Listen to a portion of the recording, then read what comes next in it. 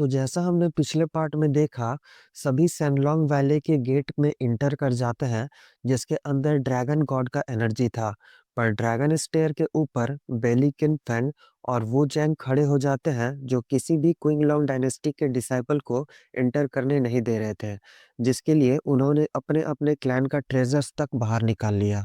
अब आगे बेलिकिन फैंग एक एरे डायग्राम को बाहर निकाल लेता है, जिसमें अपने लोगों को अपना-अपना पावर इंसर्ट करने बोलता है, जिसे देखकर सभी शॉक हो जाते हैं, क्योंकि ये डिवाइन मार्शल रेल्म के पावर लेवल का डायग्राम था।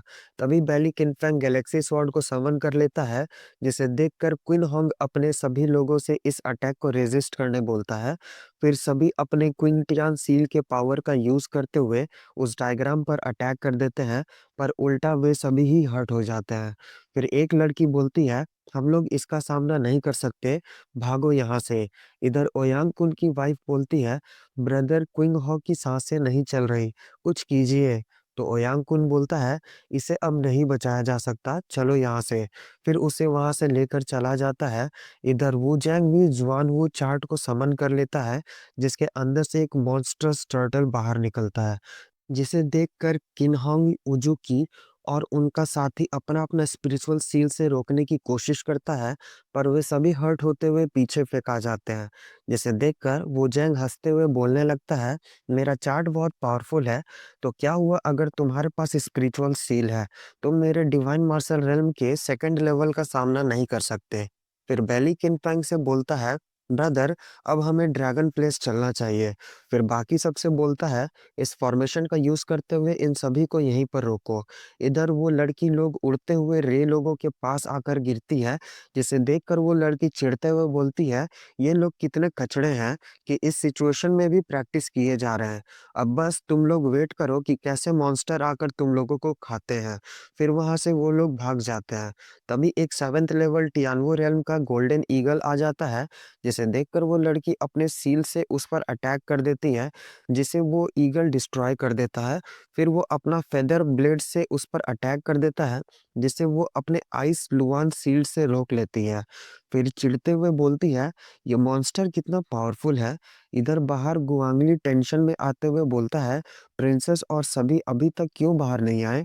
मॉन्स्टर्स आ चुके हैं, अगर ज़्यादा लेट हो गया तो फिर चीज़ें बिगड़ सकता है। तभी वो गोल्डन ईगल प्रिंसेस लोगों की तरफ अटैक करने चला जाता है, जिसे देखकर प्रिंसेस टेंशन में आ जाती है। तभी किन्होंग का गार्ड उसे बोलता है, थर्ड प्रिंस, फिफ्थ प्रिंस मतलब सायो यान की जान खतरे में है, क्या हमें उनकी मदद नहीं करनी चाहिए? तो किन्होंग बोलता है, क्या तुम उस 7th लेवल टियान्वो रेल्म के मॉन्स्टर से लड़ सकते हो? नहीं ना, ऊपर से सायोयान और हम दोनों एक ही माँ के बेटे हैं, तो अगर सायोयान मर जाता है तो मेरे लिए ओपोनेंट एक कम हो जाएगा। जिसे सुनकर वो गार्ड समझ जाता है। फिर वो लड़की बोलती है, ये गोल्डन ईगल का क्लॉ बहुत पावरफुल है, एक गोल्ड या स्टोन को भी डिस्ट्रॉय कर सकता है। ये लोग तो गए। तभी रे अपना 13th, 14th and 15th acupoints को ओपन कर लेता है और ice flame sky finger technique से अटैक कर देता है, जिसके ब्लो से ईगल का आत्मा तक हिल जाता है। यह देखकर सभी शॉक हो जाते हैं और किन्होंग बोलता है, ये पावर लेवल तो टियान्वो रेल्म के 9th लेवल का है। इधर वो ब्लो ईगल को पीछे ढकेल देता है, से हिट होकर ईगल उससे दूर भागने लगता है, पर वो अटैक उसका पीछा करने लग जाता है, जिसे देखकर एक लड़की बोलती है, क्या यू होंग ने नहीं कहा था कि रे एक कचड़ा है? फिर इसका अटैक इतना पावरफुल कैसे है? बिना किसी ट्रेजर के ये अपना ट्रू ड्रैगन ब्लडलाइन को कैसे अवेकन कर सकता है? भला इसके फादर कितने सारे ट्रेजर्स इसके पास छोड़ कर गए हैं? इधर वो ईगल एक शील्ड क्रिएट करके फाइनली उस अटैक को रोक लेता है। फिर रे झुलॉगियन टेक्निक से अटैक कर देता है, जो सीधा जाकर उस ईगल को हिट कर जाता है, जिससे डर कर वो वहां से भागने लगता है। ये देखकर रे अपना एनर्जी को चार्ज करने लग जाता है। तभी बाहर खड़े लड़के बोलने लगते हैं, रे का अटैक इतना पावरफुल कैसे हो सकता है? क्या उसका की रिफाइनिंग टेक्निक किंग लेवल का है? तो दूसरा बोलता है, नहीं ये इंपीरियल लेवल का है। ये सुनकर तो वो बहुत शॉक हो जाता है। इधर रे तेजी से जंप करते हुए ईगल के पास चला जाता है और ड्रैगन आइस फिस्ट से अटैक कर देता है, जिससे ईगल बहुत बुरी तरीके से हर्ट होते हुए नीचे गिर जाता है। ये देखकर वहाँ आए हुए और भी जो बीस्ट थे, वो सभी डर कर भाग जाते हैं। इधर वो लड़की शॉक होते हुए बोलती है, ऐसा कैसे हो सकता है? तो उजुकी बोलती है, रे इतना पावरफुल कैसे हो सकता है कि थर्ड प्रिंस भी ऐसा नहीं कर सकते। तो किन्होंग बोलता है, इस लड़के ने सच में साउंड वेव टेक्निक को मास्टर कर लिया। इधर इस पावर को फील करके बैली किनफैंग बोलता है, इस तरह का पावर भला किसके पास है? इधर बाहर 11th एम्परर बोलते हैं, ये तो सच में बहुत पावरफुल है। तो उजुकी की आंट चिढ़ते हुए बोलती है, ऐसा कैसे हो सकता है? 1 महीना पहले रे बहुत बड़ा लूजर था, कुछ तो गड़बड़ है। पर 11th एम्परर खुश होते हुए बोलते हैं, रे सच में मेरा ग्रैंडसन इन लॉ बनने के लायक है। तो बेली चैंग बोलता है, तो क्या हुआ रे अगर जीनियस है तो? हमारा दोनों डायनेस्टीज के जीनियस के हाथों आखिरकार उसे हारना ही होगा। तो 11th एम्परर, हम तुम्हें सजेस्ट करेंगे कि उसे तुरंत वहां से बाहर बुला लो। फिर वुहेंग भी बोलता है, वरना ग्रेट डीमंस का आने तक वेट करो ताकि उसे मरते हुए देख सको। उसके बाद तुम्हारे क्विंगलॉन्ग डायनेस्टी का कोई सक्सेसर नहीं होगा। इससे 11th एम्परर चिढ़ जाता है। तभी एक आदमी दौड़ते हुए आता है और बोलता है, 11th एम्परर, वू हैंग सही बोल रहा है, हमें रे को बाहर बुला लेना चाहिए। तो अंकल सीतू भी बोलते हैं, हम प्रिंसेस को मैसेज भी किए थे, पर लगता है कि उनका वापस आने का कोई इरादा नहीं है। ये सुनकर 11th एम्परर किसी सोच में पड़ जाते हैं। इधर रे अपने पावर को फील करके बोलता है, ये डिवाइन ऑरा तो सच में काफी पावरफुल है। फिर सावयान शॉक होते हुए बोलता है, तुम इतने पावरफुल कैसे हो गए? ये ब्लो तो बहुत पावरफुल था। तो रे बोलता है, हम अभी अभी इन ड्रैगन एनर्जीज को रिफाइन किए हैं, इसलिए मेरा पावर इंप्रूव हो गया है। तो सावयान बोलता है, हम भी रिफाइन किए हैं, पर फिर भी टियानवू रेल्म तक भी नहीं पहुंच सके। तो रे बोलता है, सैड मत हो, बस प्रैक्टिस करते रहो। फिर प्रिंसेस बोलती है, इन दोनों डायनेस्टीज के मॉन्क्स उन फॉर्मेशंस का यूज करते हुए सबको रोक रहे हैं। तो किन्यू बोलती है, अब क्या करें हम लोग? तो सावयान बोलता है, किन्होंग और उसके लोग क्विंटियान सील का यूज किए, फिर भी उन्हें रोक नहीं पाए। तो रे बोलता है, डोंट वरी, इसे हम ब्रेक कर देंगे। तो किन्यू शॉक होते हुए पूछती है, क्या सच में? तो रे एटीट्यूड से बोलता है, भला सिर्फ 2 फॉर्मेशंस मुझे कैसे रोक सकते हैं? ये सब सुनकर ड्रैगन स्टेयर पर खड़े वो मॉन्क्स बोलते हैं, इसे सुनो जरा, ये हमारा फॉर्मेशन को तोड़ना चाहता है। सभी लोग इस फॉर्मेशन में और पावर इंसर्ट करो। ये देखकर रे सबसे बोलता है, चलो चला जाए। फिर सभी ड्रैगन स्टेयर्स में चढ़ने लगते हैं। तो सावयान बोलता है, रे को फॉलो करने से मुझे थोड़ा सा भी इस स्टेयर का सेपरेशन फील नहीं हो रहा।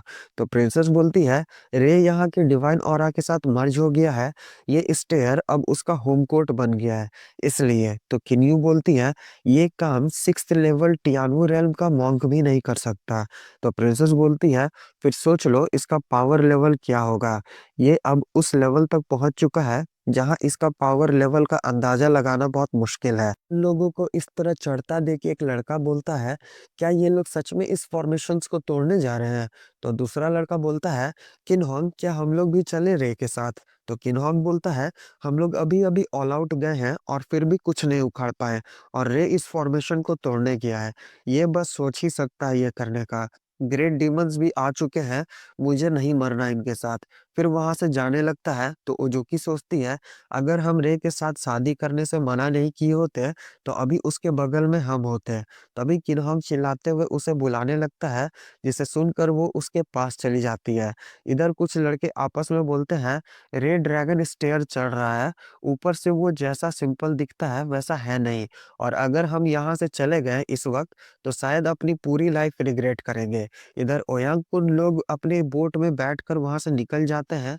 तभी एक स्नो बीस्ट उनके सामने से गुजरता है, जिसे देखकर वो लड़की बोलती है, ये तो 2nd लेवल का डिवाइन मार्शल रेल्म का बीस्ट है। तो ओयांगकुन बोलता है, अगर ये ड्रैगन स्टेयर पहुंच गया तो रे लोग दोनों तरफ से मरेंगे। पिटी हम उसे अपने हाथ से नहीं मार सके। इधर बाहर रे को ड्रैगन स्टेयर पर चढ़ता देख सभी शॉक हो जाते हैं। तो बैली किनफैंग खुश होते हुए बोलता है, डीमन बीस्ट्स पहुंच चुके हैं, अब बस इनके मरने का वेट करो। इधर अंदर वो मॉन्क बोलता है, ये लोग कितना बेवकूफ है, इन्हें बाहर जाने का मौका भी मिला, फिर भी इन्हें मरने का ज़्यादा जल्दी है। ऊपर से डीमन बीस्ट्स भी आ चुके हैं, अब बस इन्हें मरते हुए देखना है। फिर अपने गैलेक्सी स्वॉर्ड टेक्निक से अटैक कर देता है, जिसे देखकर रे बोलता है, कौन डीमंस के हाथों मरेगा ये तो पता चल ही जाएगा। फिर अपने एंसेस्ट्रल ड्रैगन आई का यूज़ करते हुए उन सभी स्वॉर्ड्स को डिस्ट्रॉय कर देता है। ये देखकर एक लड़का ज़ुआनवू चार्ट फॉर्मेशन का यूज़ करते हुए उस मॉन्स्टर टर्टल को बाहर निकाल लेता है, जिसे देखकर रे हेवन ब्रेकिंग स्पीयर से अटैक कर देता है, जो उस टर्टल को डिस्ट्रॉय करता हुआ आसमान तक चला जाता है।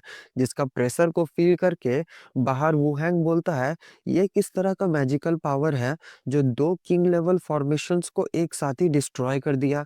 तो 11th एम्परर भी शॉक होते हुए बोलते हैं, क्या ये ड्रैगन आई था? फिर खुश होते हुए बोलते हैं, मेरे क्विंगलॉन्ग डायनेस्टी में एक और जीनियस पैदा हो गया। प्रिंसेस बिंगलुआन ने तो बहुत खास सन इन लॉ ढूंढा है हमारे लिए। वो एक ड्रैगन पर सवारी तक कर सकता है। इधर अंदर रे के अटैक से तो ये लोग मरियल की तरह पड़े हुए थे, जिसे देख कर रे बोलता है, लगता है मेरे ड्रैगन आई का पावर काफी ज्यादा बढ़ गया है। अगर ड्रैगन प्लेस के अंदर मुझे कोई ट्रेजर मिल गया तो फिर हम जनरल सेनवू का मुकाबला जरूर कर पाएंगे। फिर वहां से आगे जाने लगता है। कुछ लड़के आपस में बोलने लगते हैं, फॉर्मेशंस टूट गया, अब हम लोग भी ड्रैगन प्लेस के अंदर जा सकते हैं। वैसे मैंने सुना है कि वहाँ किसी ड्रैगन गॉड का इनहेरिटेंस है, तो चलो चलकर उसे लिया जाए। इधर रे के पावर प्रेशर को फील करके किन्होंग बोलता है, ये क्या है? तो एक आदमी बोलता है, लगता है रे ने उस फॉर्मेशंस को डिस्ट्रॉय करके ड्रैगन प्लेस के गेट तक पहुंच गया है। तो वो लड़की बोलती है, ऐसा कैसे हो सकता है? तभी किन्होंग और ओयांग कुन दोनों अपने अपने बोट को ड्रैगन प्लेस की तरफ मोड़ लेते हैं। इधर उजुकी सोचती है, तो रे ने आज तक जानबूझकर अपना पावर को मुझसे छुपा कर रखा। फिर कुछ लड़के बोलने लगते हैं, रे ने फॉर्मेशन को तोड़ दिया है, क्या अब हम लोग भी चले क्या वहां? तो दूसरा लड़का बोलता है, ड्रैगन स्टेयर पर ऑलरेडी डीमन बीस्ट्स पहुंच चुके हैं, अब कैसे जाए वहां? काश हम लोग रे पर भरोसा कर लेते, तो हम लोग भी ड्रैगन प्लेस पर जा सकते। ये सुनकर क्विनोंग को बहुत गुस्सा आता है और अपना इज्जत बचाने के लिए बोलता है, तो क्या हुआ अगर डीमन बीस्ट्स वहां आ चुके हैं? हम लोग कोई ना कोई रास्ता ढूंढ निकालेंगे अंदर जाने का। ये सुनकर सभी जोश में आ जाते हैं और ड्रैगन प्लेस के लिए निकल जाते हैं। इधर किंगली पूछती है, हस्बैंड, क्या हम लोग नहीं जा रहे हैं वहां? तो ओयांग कुन बोलता है, रे ऑलरेडी ड्रैगन प्लेस में इंटर करने वाला है, तो अगर हम लोग अभी गए तो हमें बस बचा कुचा ही मिलेगा। इसलिए मेरे फादर ने एक मैप दिया है मुझे, जहाँ पर एंशिएंट बैटलफील्ड का रेलिक्स मौजूद है, जिसे पाकर हम बहुत पावरफुल हो सकते हैं। फिर रे को खुद अपने हाथों से मारेंगे। फिर ये लोग वहां से निकल जाते हैं। इसी के साथ एपिसोड खत्म। तो मिलते हैं कल नेक्स्ट एपिसोड में। Bye bye.